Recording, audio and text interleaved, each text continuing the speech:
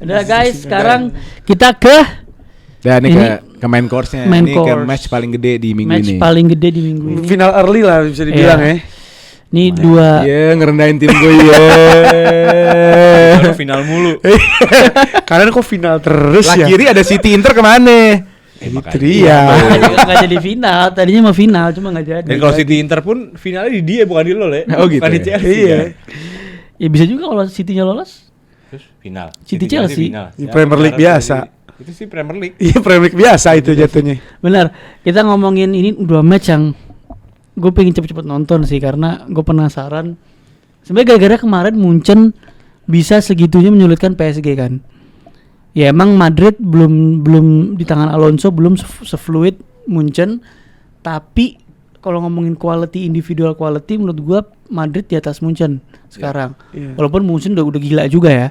Tapi ngomongin ya Güler yang lagi electric on fire, Gonzalo Garcia yang lagi On on fire juga. Vini juga di CWC ini ya mungkin belum sebagus 2 tahun lalu tapi better dari performance-nya musim lalu menurut gua. Di CWC sama Alonso lebih better. Dan ngomongin Tchouaméni, Bellingham, Valverde di tengah yang juga begitu luar biasanya akan ngelawan PSG yang kita tahu nih tim kita udah bahas di review kemarin itu susah bener dikalahin ini tim Sempurna ya, hampir sempurna. Hampir sempurna. 5 knockout game terakhir 14-1 agregatnya. Dan ditambah Madrid enggak ada Heisen yang akumulasi. Enggak masalah sih. Tapi di sisi lain PSG-nya enggak ada Paco, enggak ada Lucas Hernandez. Di otak gue itu yang menjadi masalah, Mat.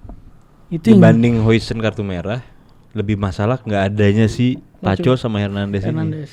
Hernandez emang seberapa penting di PSG? Bukan, maksudnya nomor 2-nya anggap si siapa Beraldo. Ini enggak punya satupun atribut untuk meyakinkan Luis Enrique untuk menjadi seorang starter. Itu dia. Paco mungkin karir dia tambah lama tambah drop. Dia juga nggak punya sampai sekarang dia juga nggak bisa diferensiasi dirinya apa dia seorang fullback atau seorang center back. Katanya sih dia nggak punya spesialisasi yang clear dia itu apa gitu. Kayak kehilangan jati dirinya. Iya. Ini maksud gue. Jadi sekarang Marquinhos sama siapa nih? Beraldo ya. Lucas Beraldo. Itu berat juga. Diganti sama Asensio udah bermain di kancah yang lumayan gede di final. Lebih rugi PSG. Iya. Lebih rugi PSG gitu loh maksud gue. Di otak gue ya, kemungkinan menangnya PSG lebih banyak gitu. Gambaran PSG menang tuh lebih banyak. Tapi bukan berarti Madrid. Bukan, Madrid yang sekarang ini punya nyawa banyak banget. Kayak Gonzalo Garcia tiba-tiba gacor. Gonzalo Garcia itu bukan pemain kecil. Maksudnya badan fisiknya bukan kecil dia. Dia pemain yang gerakannya benar-benar nomor 9. Ngisi ruang kosong, ngisi space, lo bisa heading, lo bisa kasih bola. Raul. Kebetulan semua bolanya ngarah ke badannya dia. Kemarin golnya semua tuh bola umpan-umpannya dari TAA, dari Güler itu semua ke kepala tuh kaki dia. Terus lo harus beradu lawan Marquinhos sama Beraldo. Yang udah anggap gini deh, kalau counter attack dengan kita main bola panjang dari TAA. Bola panjang. Sisa Marquinhos sama Beraldo. Lo berharap apa dari Marquinhos? Oke. Dari Beraldo berharap apa? Dengan Beraldo disupport sama Vini belakangnya. Yang gue takutin bukan hanya itu. Yang gue takutin adalah di saat Madrid menekan seperti kemarin si siapa? PSG Munchen kan juga bisa menekan tinggi gitu loh.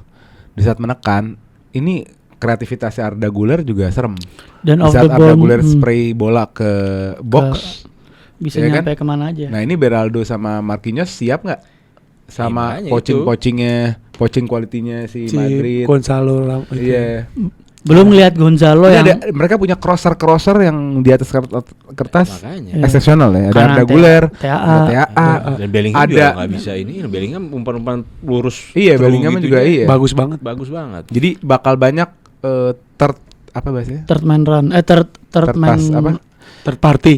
Pokoknya passing progresif yang langsung ke box dari kiri, kanan maupun tengah. Ya, makanya. Dan kalau ada bola balik itu ada Valverde udah ada di belakang. Udah backup itu gila sih. Jadi menurut gue. Tapi seru banget, pasti jadi seru banget ini. Akan seru. Seru banget. Seru atau tadi pas Chelsea kagak begini tuh. Ya agak berat ya kalau tahu. Ini Fluminense Chelsea seru banget, agak berat. Terlalu bodoh. Fluminense lu. Terlalu bodoh lah. Ini ya beda lah kualitasnya jauh. Dan tadi ngomongin overload di box tuh pasti Garcia, kalau dari sisi kanan Garcia yang front juga akan masuk ke box, Bellingham akan ke box, Jadi dan off the ball movement si Madrid itu yang gua rasa bagi defense-nya PSG tuh secara quality tuh too much, tapi organisasinya ini yang bakal kita lihat bagaimana Enrique nyiapin setup organisasi defense yang bisa ngebaca atau seenggaknya melimitasi movementnya Madrid. Tapi kalau ngomongin Madridnya sendiri juga sisi TAA tuh bisa dieksploitasi walaupun dia juga sedikit di cover sama Rudiger. Tapi dia tetap aja Kvicha sama itu pinpoint sama Mendes. Positioningnya Enrique kan di Kvaratskhelia ya. Kvicha dan lebar dan nunggu di setengah half atau space. mungkin apa yang dilakukan Kvicha akan ngepin Arnold nggak bisa bergerak banyak, nggak terlalu di tinggi. situ melimitasi Arnold untuk menjadi outlet serangan gitu. Tapi gue penasaran juga Jadi positioning posisi menyerangnya Kvicha bisa menjadi skema defendingnya PSG di mana udah lu Itu maju, lu pin di situ. bener. Iya Nah kan? gue penasaran, nih Xabi Alonso nih bisa apa enggak? Dan Kvicha itu defense-nya kayak orang gila. Diudak teh Iya, ini orang gak ada capek, gak ada udel ini orang. Sakit. dan berapa kali kan di semifinal, di final Kvaratskhelia defense, Nuno Mendes naik deng. kalau gue ngeliatnya mungkin saatnya Valverde balik ke right back lagi. Jadi nggak itu kan dilakuin sama Ancelotti di beberapa match musim lalu di right back. Kalau sekarang kan Itu kan karena cedera. karena kosong. Iya, tapi sekarang kita ngomong kan balance antara menyerang dan bertahan. Tapi siapa yang mau akomodir trio Depannya Gonzalo, Mbappe, Vini tuh kanan kiri. Kan mereka juga fluid tuh tukeran. Kita lihat Mbappe kemarin lawan Dortmund juga sering di kanan. Pas masuk tuh dia sering movement di kanan. Jadi Mbappe sama Vini jadi trionya ya. Gonzalo, Vini, Mbappe. Posisi Valverde diisi sama Bellingham. Kan kemarin Bellingham di right wing. jadi Bellingham Guller, Tchouaméni. Tapi rasanya terlalu terlalu center back CCB. Nah kan makanya kita nggak bahkan Madrid tuh main fluid 3 back 4 back kan. Ketika main 3 back Tchouaméni mundur, ketika main 4 back Tchouaméni-nya ke CDM. Anggap aja fluid kayak gitulah. enggak sih menurut gue terlalu eksperimental untuk match sebesar ini ya. Bukan Menurut eksperimental, justru Valverde ini udah terbukti dia bisa jadi right back yang solid bermain defensif. Kita harus ngelok, si Madrid harus ngelok Nuno Mendes. Tapi berarti akhirnya tidak menyelesaikan masalah yang tadi kita bahas dong, di mana ada outlet serangan di sebelah kanan yang berapa kali dalam kompetisi ini dikapitalisasi sama Trent dengan crossingnya. Artinya kalau taruh Valverde pun fokusnya lebih defensif kan. Artinya lu mengurangi juga outlet serangannya Madrid. Artinya lu approach-nya lebih defensif. Tapi di sisi lain lu ada Mbappe dan Vini di situ, atau mungkin Rodrigo yang biasa main di right wing. Nggak main di flank. Mbappe mau kanan juga main inside, nggak di flank. Loh kalau ngomongin Xabi Alonso ini kan udah instruksiin sama pemain Madrid. Gue nggak ngelihat Mbappe bakal makan di flank sih. Apalagi di kanan gitu ya. Tapi kalau udah instruksi ini kan clear lah. Instruksi dari Alonso adalah terus Mbappe jadi outlet untuk cross. Untuk cross gimana? Makanya tadi kan Guler yang kita itu pertaruhkan. movementnya Guler juga bisa move ke sana untuk passing. Gue mungkin Alonso nggak akan ngelakuin itu. Gue cuma lagi mikir gimana caranya ngelawan Kvicha sama Nuno Mendes untuk tren gitu loh. Karena di Liverpool aja dia main 4-3-3 aja, salahnya sampai mundur. 4-3-3, ini kan 3-5-2. Nah iya, salahnya sampai mundur nih, sampai mundur. Terus siapa McAllister atau siapa sampai mundur juga ngebantu. Itu pun masih kewalahan pas tren itu di Liverpool. Gue ngeliat apa sih ini yang bisa ngebuat balance gitu loh. Kalau lo ada firepower 3 penyerang tadi, Speed, Mbappe dan Vini dan Gonzalo di tengah, Valverde ke posisi yang dia juga familiar. Right wing back kan nggak tahu defense, right wing back lu bisa tetap agresif. Valverde kan juga sering main di right wing. Zaman Ancelotti juga Valverde pernah jadi right wing. Kalau lu jadi right wing back, lu bisa jadi right wing juga. Right wingnya Valverde kan buat crossing. Emang dia right wing.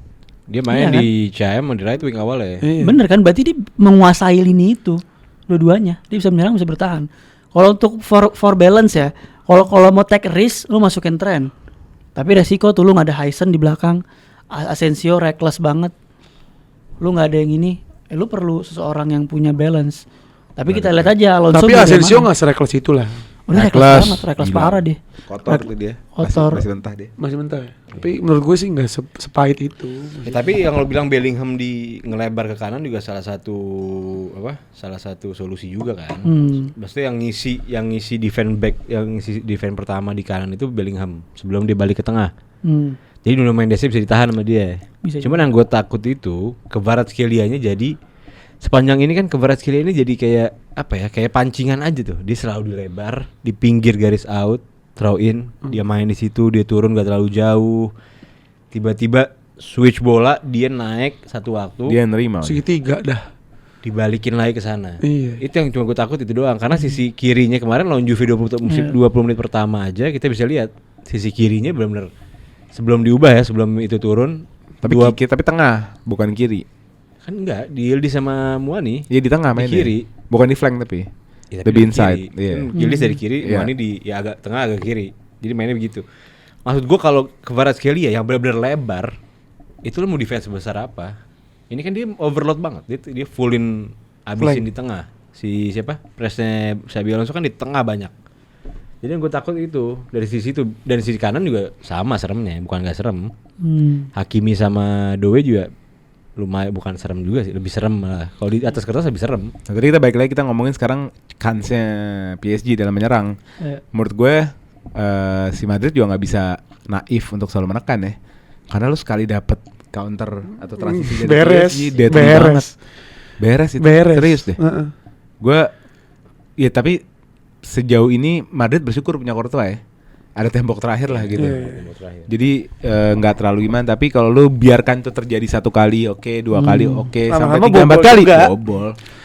Dembele gol terakhir lawan Munchen itu kan dari gol yang yang tiang yang digeber pakai kanan sampai gol yang terakhir itu kan nggak ada semenit itu. Iya. Langsung di counter press, dapat lagi, bang, hajar lagi. Hajar lagi.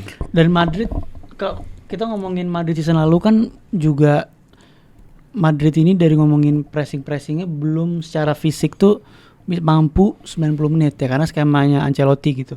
Dan kalau ngomongin di CWC ini selalu Madrid ini ada satu babak yang dia benar-benar bagus, babak setelahnya tuh ada penurunan tempo. Lawan Dortmund begitu, dia nurunin tempo, entah itu disengaja atau itu emang ngejaga stamina aja atau gimana. Nah, lawan PSG juga bahaya, lu juga kalau nggak bisa begitu.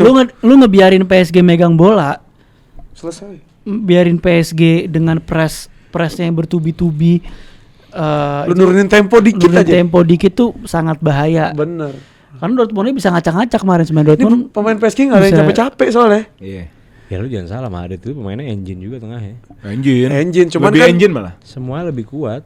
ya cuman Secara fisik dan secara tenaga lebih kuat. cuman Makanya kita kalau- PSG tengahnya flare-nya bagus banget. Itu Iya. yang bahaya. Cuman untuk press itu fisiknya Madrid menurut gue oke. Kalau tiga Nah, tengahnya kalau fisiknya Nggak, bagus kenapa dia nurunin tempo?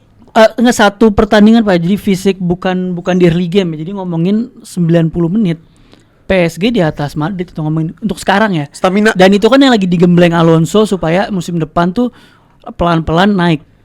Tapi kalau ngomongin 90 menit nge-retain temponya, Maksudnya PSG Basya itu- bisa nggak Madrid main gear 5 90 menit? Bener itu. Karena kalau lu turunin ke 4 PSG 5 terus. PSG 5 terus. Iya. PSG di 5-4 lah, menurut gue turunnya ke 4. Madrid itu mungkin di CWC babak kedua dia nurunin lebih ini karena ada sub dan lain-lain. Tapi menurut gue Madrid itu selalu panas agak ke akhir babak pertama atau baru mulai gencer dan lain-lain. Jadi harusnya untuk pemain sekelas Real Madrid di babak kedua bukan masalah lagi. Itu poin gue, kan dia selalu ada first half yang bagus, first half lainnya tuh nurun tempo. Bisa kebalik Pak, jadi bisa first halfnya yang dia temponya agak kurang, babak keduanya gacor. Itu kan kayak lawan Juve. Juve kan 20 menit pertama tuh kendor kan, Juve-nya yang sedikit proaktif ya, sedikit PSG ini. juga gitu. Babak kedua gas deh. PSG lawan Munchen. Nahan dulu. Nggak nahan juga karena beda. Kalau PS kalau Munchen beda Pak. Munchen itu dia udah lebih kalau physically itu sama company udah di drill, udah setahun Loh, mereka bukan, maksud gua sih. udah lebih. Ya lo gini deh, lo di babak kedua, babak pertama akhir PSG Bayern Munchen itu lo udah berasa kalau si PSG ini udah mulai main, udah mulai nggak usah akhir-akhir lah, tengah ke akhir babak pertama tuh PSG udah mulai bermain mereka tuh, udah mulai cepat, udah mulai naik, udah mulai apa. Awal-awal enggak, awal bisa lihat kayak Munchen yang lo bilang katanya Pape bener nih, padahal itu kita lihat awal-awal karena Bayern Munchennya beneran nahan gitu Nggak, kan. maksudnya Basya, ini takutnya Bukan maksud gue ngerti maksudnya. Kayak PSG bisa 90 menit tapi Madrid naik turun. iya takutnya naik turun. pas lagi turun dieksploitasi sama PSG Nah, itu. bukan, maksud gue Madrid pun bisa eksploitasi karena PSG nggak bisa 90 menit kayak gitu juga. Karena yang aneh Madrid Pak, kita kalau ngomongin Madrid itu kan sebenarnya fisik itu digembleng. Kalau tau si Pintus tuh yang fitness coachnya. Itu fitness coachnya gila juga itu kalau lu pre-season. Zaman dulu. Masih ada emang? Yang Ancelotti masih ada. Masih ada itu fitness coach itu gila, itu bener-bener pemain Madrid itu, karena kan Madrid main lari kan. Bukan zaman dulu itu dia. Cuman yang gua takutin tuh dari sisi capek, nggak cuman capek fisik tapi capek mental, karena lu kan belum terlalu ngerti atau belum terlalu terbiasa sama skemanya Alonso. Dan lu ketika kena pressure bertubi-tubinya PSG, itu lu mentally juga akan kena. Main sambil mikir dah. Sambil mikir gitu, main sambil adu taktik. Iya itu oke lah, itu bener. Di sisi lain PSG main udah autopilot. Enrique merem juga udah jalan itu permainan. Cuman ketika menurut gue ketika tengahnya Real Madrid, menurut gue ini pemain kaliber kelas semua ya. Ada Güler, Bellingham sama Valverde yang mereka bisa autopilot dengan formasi apapun menurut gue. Ini benar kalibernya udah kaliber ya bersaing lah sama PSG tuh, nomor top 1 dah di tiga-tiganya ini. Menurut gue kalau tiga ini didukung dengan fisik yang lebih ada Güler kita kesampingkan ya. Si Bellingham sama Valverde bisa ngepres dengan fisik yang lebih oke. 90 menit dia bisa matiin Vitinha sama Fabian Ruiz. Itu udah keuntungan banget. Karena umpan-umpan dari mereka ini, dari 3 Joao Neves, Vitinha itu yang baru ngelebar ke Hakimi atau ke Doe, ke kirinya ke Varas atau ke Mendes. Nah kalau Madrid enggak, Madrid itu bener direct dari orang pertama di ini ngelihat ruang, buang panjang. Segitiga tekan. Mau ngelebar kayak mau kemana, tapi langsung aja panjang dulu. Ya. Dan ngomongin Dembele juga, yang pasti Dembele kan ada instruksi dari awal bakal ngepres.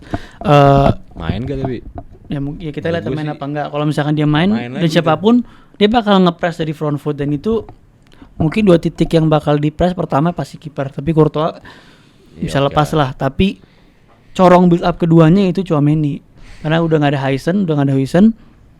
Semua build up tuh roundnya kalau dia nggak main long ball ya, ketika dia main dari belakang, ketika main short tuh akan dari Tchouaméni. Dan Tchouaméni harus hati-hati, harus benar-benar aware sama surroundingnya, karena bakal benar-benar habis-habisan diserang, ditekan. Aduh, tapi nih big match worth it untuk begadang ya, jam 2. Ya. Sangat ada live react ya. Kita akan ada live react di Gerombol, dan rencananya akan ada Lucky Dip lagi untuk Wembley. Jadi ikutan, karena kemarin banyak banget yang dapat parfum, dapat jersey, dapat mug, gelas, dapat apa lagi? Dapat tuptil. Tuptil tuh kayak tutup pentil. Iya, tutup pentil buat ngejaga pentil lu biar enggak lecet kalau pakai baju olahraga. Jadi banyak banget lah kemarin dapat hadiah, dan kayaknya besok ada lagi ya. Ada. Mantap. Ya guys, itu aja guys preview semifinal CWC kali ini antara finalnya weekend berarti ya? Weekend Minggu malam, Senin dini hari ya? Less than week udah final. Cepet banget ya. Senin dini hari.